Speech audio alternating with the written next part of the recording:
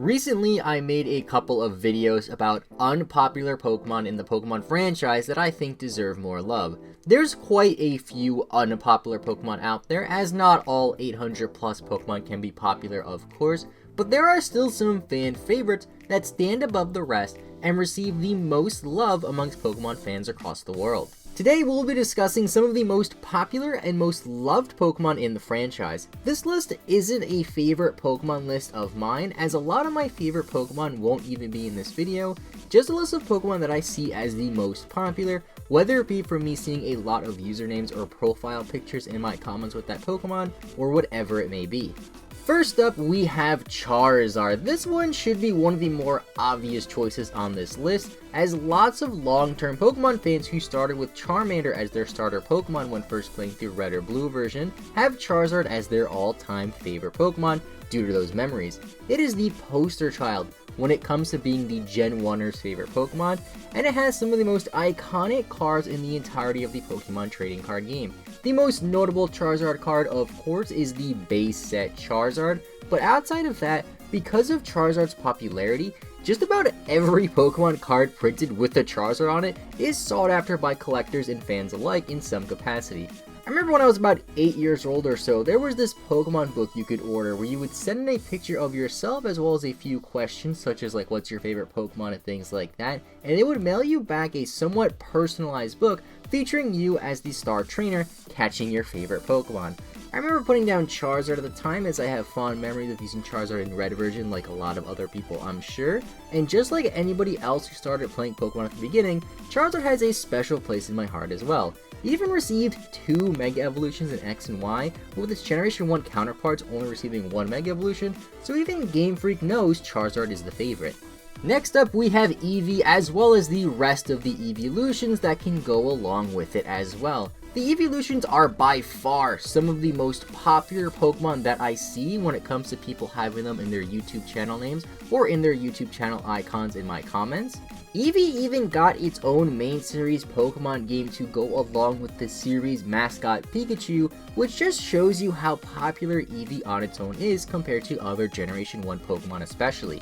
All of the evolutions are very popular as well, with the most common ones I see being Sylveon, Glaceon, Espeon, and Umbreon. They're all very cute Pokemon, and the uniqueness of Eevee having all these different evolutions probably has something to do with why they're so popular amongst Pokemon fans alike.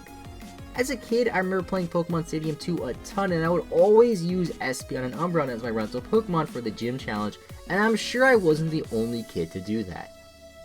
Next up, we have 2 different Pokemon that are from the same region and are popular for similar reasons, and that's Salamence and Metagross. These are the 2 pseudo-legendary Pokemon of the Hoenn region, and as a kid playing through Ruby and Sapphire and playing it in school especially, I remember everyone having at least one of these 2 Pokemon on their team when we would battle together at lunch or recess. They both even received Mega Evolutions in the 6th generation of Pokemon, which was pretty nice.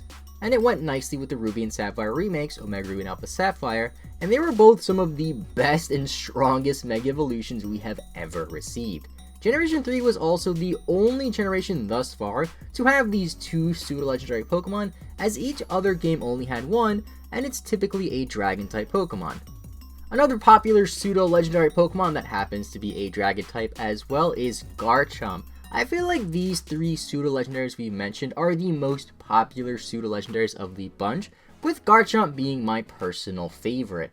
Garchomp is very good in battle, and is even used by Cynthia, the Sinnoh League champion. She also happens to be one of the most popular champions in all of Pokemon, so it's fitting that she would have such a powerful Pokemon as her ace, Garchomp, which I'm sure a lot of people remember her for. Garchomp continues to be a great Pokemon even to this day, even after receiving a Mega Evolution in X and Y just like its predecessors. You can easily make the argument that it's better without the Mega form, but either Garchomp are still very good and very popular amongst Pokemon fans. Now it seems like a lot of generations have a non-legendary Pokemon that gets some sort of special treatment from Nintendo or Game Freak, so to say. For example, back in Generation 4 we had Lucario, Generation 5 had Zoroark, and Generation 6 has Greninja. Greninja is an extremely popular Pokemon as it's in Smash Bros, and it is the most popular Generation 6 starter Pokemon by a landslide. It was used by Ash in the anime, which of course can contribute to its popularity, and it even has its own unique Ash Greninja form, which is unseen on any other Pokemon. I wish they would do something like this Ash Greninja form on other Pokemon as well, as Ash Greninja in my opinion is a very cool new form that I would love to see more of. I remember when it was first revealing up to Sun and Moon, I thought for sure other Pokemon get a similar form, as there was even some sort of spin-off manga series that featured similar Pokemon and trainer bond Pokemon like Ash Greninja, but unfortunately that wasn't the case. Maybe in the future we will see more, which would be really nice. In terms of the Pokemon trading card game, Greninja has some very good cards as well. I don't talk about my love for the Pokemon trading card game too much on this channel, but the X and Y TCG era had some iconic Greninja cards such as the Water Shuriken Greninja and of course Greninja Break being one of the most popular decks in the franchise. More recently, we've received 2 Greninja GXs in the Sun and Moon era, one of which to represent Detective Pikachu, and we even have a Tag Team GX with Zoroark, which is rather fitting. I think similar to Charizard, Greninja's iconic status in the TCG has something to do with why it's so popular, but of course not to the extent of Charizard.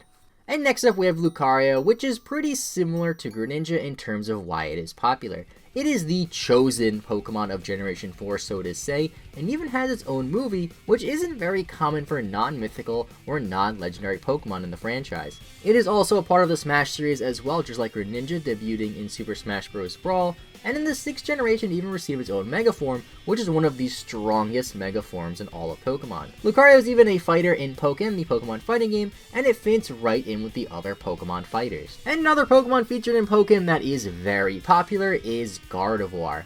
This Pokemon is involved in a lot of jokes, as I'm sure you are aware of.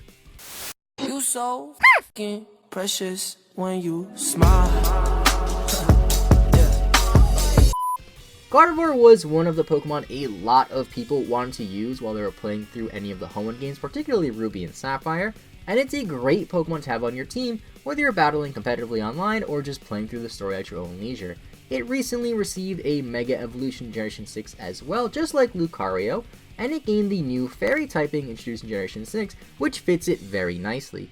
I personally like this Pokemon a lot when it comes to battling, as even its regular non-Mega form offers a lot of versatility if you choose to use a different Mega Pokemon alongside it.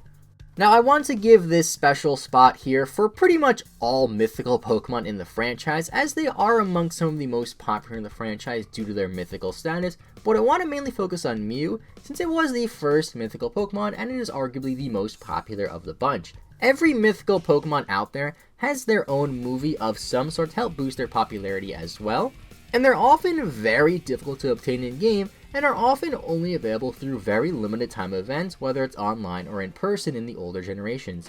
Mew in particular didn't exactly have its own movie per se, as it did share it with its counterpart Mewtwo, both of which are some of the most iconic and most recognizable Pokemon in the entire series.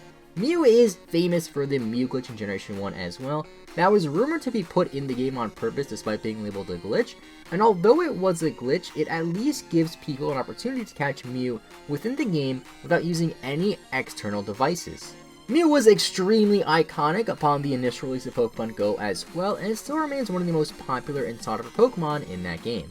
Now moving on, we have starter Pokemon. Starter Pokemon in general tend to be extremely popular, as they're often the first Pokemon people think of when it comes to thinking about a specific generation, and a lot of the time starter Pokemon are the first Pokemon that a lot of people ever see, use, or are attached with. Of course, some starter Pokemon are more popular than others. Now we have already talked about Charizard and Greninja, who in my opinion are 2 of the most popular starters by far, but each starter is popular in its own right, Mudkip especially, mainly due to all the memes surrounding it, giving it an edge over all of the other starter Pokemon. And last up, I want to talk about Pikachu, the series mascot and the only Pokemon to be used by Ash in the entirety of the anime from episode 1 to now. I don't think I really need to explain this one too much further, as Pikachu is not only the most popular Pokemon out there, but one of the most popular and most recognizable video game characters of all time. And those are just some of the most popular Pokemon in the Pokemon franchise from what I have seen in my point of view. There are some Pokemon out there, of course, that are super popular that weren't mentioned in this video, of course, as I can't get to every single one of the most popular Pokemon, but I cover the ones that I think are the most important at least. Let me know in the comment section down below which Pokemon you love the most, as well as which Pokemon out there you think gets the most love out of the general Pokemon audience. And with all that being said, thank you guys so much for watching. Have a great rest of your day. I will see you all next time, and bye-bye.